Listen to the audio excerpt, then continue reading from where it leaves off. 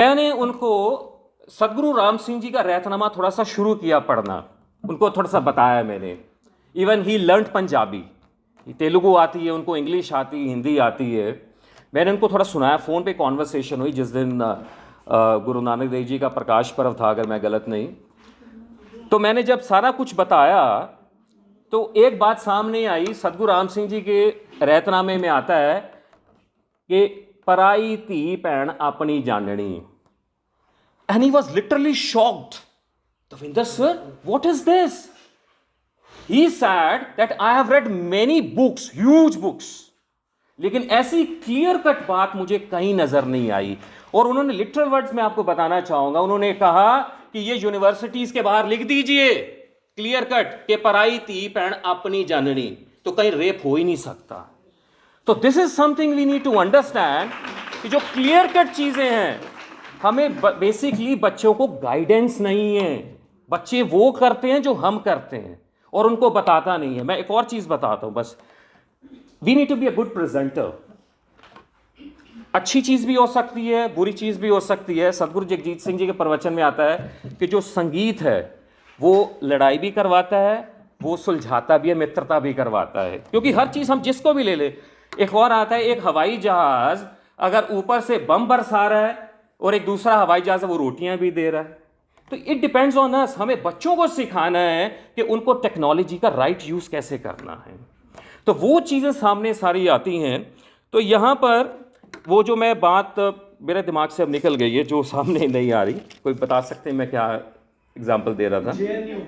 आपकी कलीग का बता दी, वो आपसे मतलब आपसे क्यों दोस्ती है? यूनिवर्सिटी का,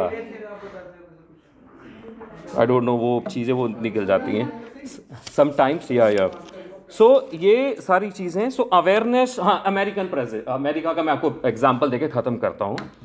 I was attending workshop in one of the schools, इसके साथ मैं वाइंड अप कर दूंगा। जो वर्कशॉप ले रहे थे उन्होंने एक बताया कि एक ग्रुप गया, उनका ही ग्रुप गया था अमेरिका में, किसी फोर्ट को देखना था। ठीक है जी, फोर्ट को देखना था। उन्होंने सबसे पहले एक बड़ी अच्छी वाली उनको एक प्रेजेंटेशन दी, वीडियो दिखाई और अच्छा बहुत सारा प्रेजेंटेशन दिखाया, हिस्ट्री दिखाई, पॉलिटिकल हिस्ट्री, सब कुछ उन्होंने जो भी एसोसिएट थे, फैक्ट्स वो बताए गए। तो वो उस टीचर ने हमें बताया, जो वर्कशॉप ले रहे थे, कहते जब हम एक्चुअल फोर्ट में गए तो जो वहाँ था वो बहुत बड़ा डिफरेंस था वहाँ पे। तो यही सी चीज़ को हमें समझना है कि हम अपनी अच्छी चीज़ों को प्रेजेंट नहीं कर पा रहे, और वो जो अच्छी इतनी अच्छी नहीं है, हमारे से अच्छी कोई नहीं हो सकती, क्योंकि जिस इंडिया ने 0 दिया है अब वही पीछे होता जा रहा है। तो यही चीज़ हमें बच्चों को बताना कि आर्यभट्टा कौन है, हमारे चरक महर्षि कौन थे, इन चीज़ों से वो बहुत दूर हैं। और आई थिंक एनसीईआरटी भी अब जो है थोड़े थोड़े वो एड ऑन्स कर रही हैं साथ साथ में, जो इंडियन फिलॉसफी हैं उनको पता ही नहीं है कि ये विक्रम संवत क्या होता है। तो ये बहुत चीज़ें हैं, बच्चों को पता ही नहीं चीज़ें। तो यही, तो उन चीज़ों में अगर हम अपनी इंडल्ज करते जाएंगे, म्यूज़िक एक बहुत अच्छी चीज़ हो सकती है जिससे कि हम अपना एक टाइम अच्छा गुजार सकते हैं। और I think an idle mind is devil's workshop, बच्चों को यही बताना पड़ेगा कि अगर आप फ्री हैं तो आप अच्छी हैबिट्स डालिए।